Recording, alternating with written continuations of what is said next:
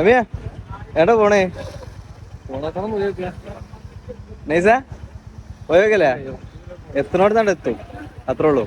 Hello അസ്സാം വലൈക്കും. നമ്മുടെ പടക്കുതിരി എടുത്താണ്ട് ഇറങ്ങി. പെരുന്നാളൊക്കെ ആയിട്ട് എവിടെയും ട്രിപ്പ് ഒന്നും പോയില്ല. അപ്പൊ ഒന്ന് ഇറങ്ങാന്ന് വിചാരിച്ചു. നേരെ വിട്ടത് നമ്മളെ ലത്തീഫിന്റെ വരിക കണ്ടാ. അവിടെ അവന്റെ ശിങ്കിടികളൊക്കെ ഉണ്ട്. നമ്മളെ കൂടെ ഉള്ളത് ഇന്ന് അമീറും ഉനൈസും ആണ്. പിന്നെ ലത്തീഫ് ഉണ്ട്. ഓന്റെ വക ഞങ്ങൾക്ക് ചായ സൽക്കാരൊക്കെ ഉണ്ടായി. അങ്ങനെ കുറച്ച് ബടായിയൊക്കെ വിട്ട് ഞങ്ങൾ ചായ ഒക്കെ കുടിച്ച് ഇറങ്ങി. മൂന്നാളെയും ശരിക്കും കണ്ടാളിട്ട് ഞങ്ങൾ അങ്ങനെ ഓരോ മൂന്നാളെയും ഷോ ഒക്കെ കഴിഞ്ഞ് ഞങ്ങൾ നേരെ ഹൈവേ പിടിച്ച് മടവൂര് പോകാനാണ് ഞങ്ങൾ ഉദ്ദേശിച്ചത്. അങ്ങനെ പോണ വഴിക്ക് ഞങ്ങൾ സ്ഥിരമായിട്ട് കയറുന്ന ഒരു ഷോപ്പുണ്ട്. അവിടുത്തെ മെയിൻ ഐറ്റം പപ്പായ ജ്യൂസ് ആണ്. ഏതായാലും വന്നാലേ ഒരു പപ്പായ ജ്യൂസ് കുടിച്ചിട്ട് പോകാനായി. അങ്ങനെ ജ്യൂസ് ഒക്കെ ഓർഡർ ചെയ്ത് കിട്ടിയിട്ടാ. സാധനം നല്ല അടിപൊളിയാണ്. അതുകൊണ്ടാണ് നമ്മൾ അവിടെ കയറിയത്. കോക്ടെയിൽ ആണെന്ന് വെച്ചാൽ കോക്ടെയിൽ അല്ല, ഓൻ്റെ അഞ്ചനായിട്ട് വരും. സാധനം അടിപൊളിയാണ്. വെറും 30 ഉള്ളൂ. നല്ല ക്വാണ്ടിറ്റി ഉണ്ട്. ഉനൈസിന്റെ റിവ്യൂ പറച്ചിൽ കണ്ടാലറിഞ്ഞൂടെ സാധനം 30 വെറുത്താണെന്ന്.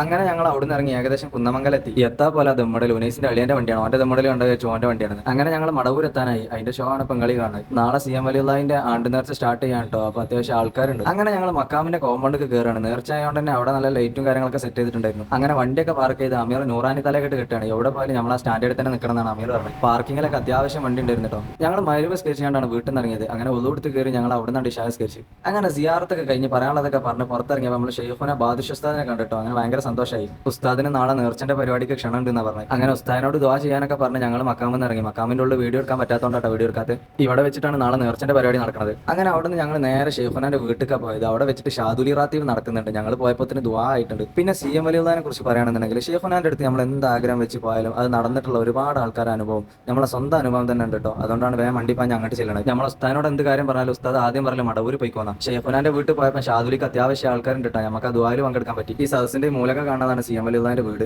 അങ്ങനെ ഷാദുലിയൊക്കെ കഴിഞ്ഞ് അവിടെ ഫുഡ് കൊടുക്കാൻ തുടങ്ങി. ഞങ്ങൾക്കും കിട്ടിയിട്ട് ഓരോ പൊതി. അങ്ങനെ അവിടുന്ന് കഴിഞ്ഞ് മക്കാമിന്റെ പരിസരത്തേക്ക് വന്നപ്പോഴാണ് ഇറ്റിങ്ങളെ രണ്ടാളും കിട്ടിയത്. രണ്ടാളും നമ്മളെ കൂടെ ഹാഷിമിയയിൽ പഠിച്ചതാണ് കേട്ടോ. ഒന്ന് മിഥിലാജ് ഹാഷിമിയും ഒന്ന് ഫضل ഹാഷിമിയും. പിന്നെ ഞങ്ങൾ അവിടെ വല്ലാതെ നിന്നില്ല. ഞങ്ങൾ എല്ലാം ഇറങ്ങി. പോണ വഴിക്ക് നല്ല ആംബിയൻസ് നോക്കി ഫുഡ് കഴിക്കാനാണ് ഞങ്ങളുടെ പ്ലാൻ. എന്തിനും ഏതിനും ആംബിയൻസ് മസ്റ്റ് ആണല്ലോ. ആംബിയൻസ് ഒന്നും കിട്ടിയില്ല. ലാസ്റ്റ് ഒരു ബസ് സ്റ്റോപ്പ് കിട്ടി. അവിടെ നിന്ന് ഞങ്ങൾ ഫുഡ് കഴിച്ചു. വെളിച്ചില്ലാത്തതുകൊണ്ട് വണ്ടിന്റെ ലൈറ്റ് ആയിട്ട് അഡ്ജസ്റ്റ് ചെയ്ത്.